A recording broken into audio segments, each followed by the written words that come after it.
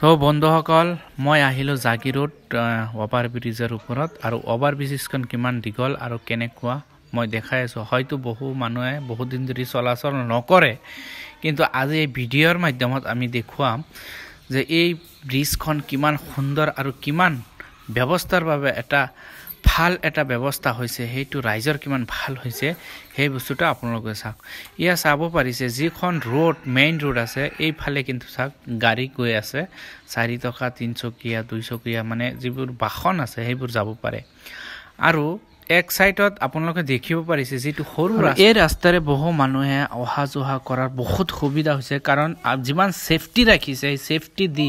মানুহ অহা যোৱা যিমান খুচকাৰি যাব পাৰিব যেটো ব্যৱস্থা হেতু একদম বেটাৰ বুলি ক'ব লাগিব আৰু তলফালে আপোনালোকে চাব পাৰিছে ৰেলৱে লাইনটো যেটো আছে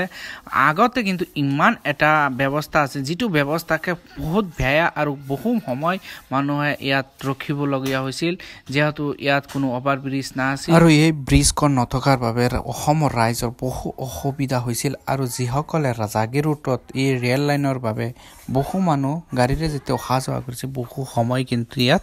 ৰখিবলগীয়া হৈছিল আৰু এতিয়া বৰ্তমান চাওক ইমান সুন্দৰ এটা ব্যৱস্থা হৈছে চৰকাৰে বৰ্তমান যিবোৰ কাম হাতত লৈছে খুব মজবুত আৰু সুন্দৰ পৰিপাটিকৈ কামবোৰ কৰি আছে আৰু অসমৰ ৰাইজৰ এটা অভ্যাসটো চাওক যিসকলে পান তাম্বুল বা কিবা সিগাৰেট গুটকা ইমানেকুৱা কিবা দ্ৰব্য খায় হেবোৰ কি কৰে য'ত খায় তেতেই পেলাই দিয়ে যেটো ডিসিপ্লিন মানুহৰ এটা সকলো মানুহৰ ভিতৰত এটা বস্তু পৰিষ্কাৰ পৰিচ্ছন্নতা থাকিব লাগে সেই বস্তুটো অসমৰ বহু মানুহৰ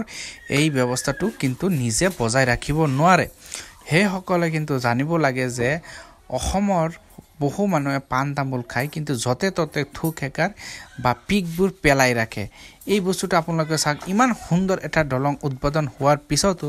বহু মানুহে যেতিয়া ইয়াত অহা যোৱা কৰিছে বহু মানুহৰ মনটো কিন্তু ইয়াত গৈ এটা আনন্দ বা ফুৰ্তি লগোৱা হয় কাৰণ যেটো সমস্যা আছে সেই সমস্যাটো সমাধান হৈছে সেইবাবে মানুহৰ মনটো সলনি হয় কিন্তু যদি কোনোবাই যদি সিধাৰে গৈ থকা অৱস্থাত যদি কোনোবাই এই সাইডত বা তলফালে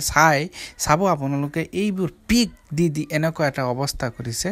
যেটো আপোনাৰ বেয়া লাগিব সেইবাবে সকলো অলপ পৰিষ্কাৰ পৰিচ্ছন্নতা হৈ থকাটো সকলোৰে কৰ্তব্য আৰু আপুনি নিজে চহৰত নগৰত গৈ যদি আপুনি নিজে এনেকুৱা এই জাবৰ জোতৰ পেলাই ৰাখে পিকবোৰ নিজে জানি শুনি পাৰে কিন্তু এইটো আপোনাৰ এটা মূৰ্খামি কাম বুলি কলেও ভুল নহব আৰু চাওক ওভাৰ ব্ৰিজখন মই ইমূৰৰ পৰা হিমূৰৰ গোটেইখিনি মই খুচকাৰি আহিছো কিন্তু বহুত এটা ভাল লাগিছে কিন্তু আগতে যেটো ব্যৱস্থা মই বাৰে বাৰে কৈছে আগৰ ব্যৱস্থাতকৈ এতিয়া বৰ্তমান কিন্তু বহুত এটা উন্নত হৈছে কাৰণ যেটো ৰেলৱেৰ কাৰণে যেটো ৰেল লাইনৰ কাৰণে বহু মানুহৰ বহু সমস্যাৰ সন্মুখীন হৈছিল যেহেতু এই সমস্যাটো অসমৰ বিভিন্ন জিলাৰ মানুহে এতিয়া কিন্তু সমস্যাত ভুগিবলগীয়া নহব কাৰণ এই ব্যৱস্থাটো হয়তো বহুত মানুহৰ এটা উপকাৰ হৈছে হয়তো এনেকুৱা অসম চৰকাৰ বা আগন্তুক দিনত যিসকল চৰকাৰ আহিব সকলোৱে যাতে এনেকুৱা ভাল কামৰ ওপৰত চকু দি এনেভাবে ভাল কাম কৰে হেতু আমিও আশা কৰো আৰু অসমখন আগতকৈ বহুত ডেভেলপ হৈ আছে এনেকুৱা ডেভেলপ হোৱাটো আমি সদায় বিচাৰো